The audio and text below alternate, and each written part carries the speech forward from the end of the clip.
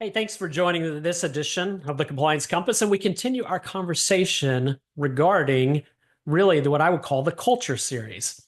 And I know last week we talked a little bit about where's your seat? Where do you sit at the table? What's the culture of your organization? How do they view compliance?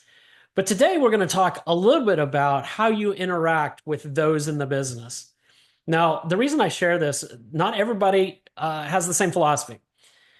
But I will tell you, from my perspective, from my opinion, the most effective compliance program is where you see compliance and those who deliver care working in tandem as partners. You can't be viewed as the police. So that's really, really important to me if you want to develop the right compliance culture. And here's a couple reasons for that. First, no matter how experienced you are, no matter what kind of training and education you have, it is usually impossible for the compliance officer and his team to be the subject matter experts everywhere in the organization. You just can't. So one of the challenges is you really need those folks in that area who are the subject matter experts to be closely tied to compliance. Well, how do you do that? So the culture really looks something like this. You're the only one as a compliance executive who's not responsible for compliance in your organization. You're responsible for the compliance program. Everyone else is responsible for compliance. And what I mean by that is every person, every team member, everywhere, every time is just as responsible for compliance as they are for financial stewardship, as they are for quality care. It really should be embedded in the DNA and how they conduct their work on each and every day.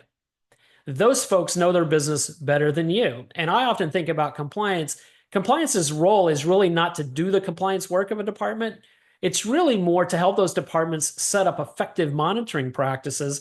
And then compliance comes in and says, we're going to help you determine whether or not the monitoring activity that you're doing is actually effective. In some ways, I say it like this. Maybe this would be a good example. Is in your physician coding with your physician group, your medical group, there's a process to review charts on a monthly basis to say, hey, are we coding and documenting accurately compared to what we're billing? Well, that's really the responsibility of the medical group. Where compliance comes in is they say, you know what, let's look at the same charts you did periodically. And let's see if we come to the same conclusion. Let's see if there's a gap there. And maybe the answer is, you know what, we found the same things you did. Therefore, that monitoring activity is effective. It could be that we find something vastly different. And if that's the case, we say, well, we need to understand why. Have we missed something on the compliance side? Or is maybe the foundation and the structure of that monitoring activity is not effective and we need to make some adjustments? However, that only occurs in a situation where that business, where that medical group, whoever's delivering care, feels like compliance is a partner in the process, not the police. And so I think a great measure to help you say, well, do we have that culture or not? To ask that question, how many of the issues in compliance are actually a result of you going and finding something versus those areas coming to you and asking for help? To me, there may not be a better measure in your compliance culture journey than that. If regularly, and I'd say I'd just pick a number, 50, 60% of the time, the issues that you deal with in compliance are those who are delivering care coming to you and saying, we've got a concern, we've got a question, we've got something we're about to do, and we want your opinion, we want your help. If that's the case, then I think you are moving the needle in a collaborative, effective compliance approach. If that's not the case, if 100% of the things that you find are because you're doing the looking, then I would say, well, are you siloed? Are you really connecting well with those who are delivering care?